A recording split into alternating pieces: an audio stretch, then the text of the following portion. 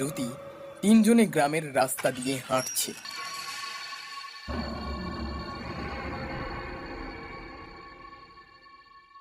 ঈশানী কিছুক্ষণ রাস্তার পাশে থাকা জঙ্গলের দিকে তাকিয়ে থাকে।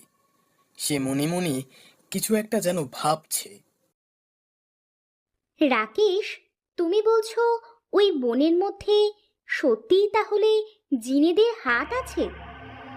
হ্যাঁ, আমি অনেকের মুখে শুনেছি, কিন্তু কেউ কখনো সেখানে যায়নি।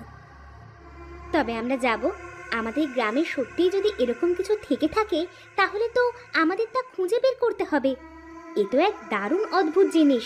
এরকম ঘটনার ব্যাপারে অন্যান্য সবাই জানতে পারলে আমাদের গ্রাম সকলের কাছে কতটা পরিচিতি পাবে বুঝতে পারছো?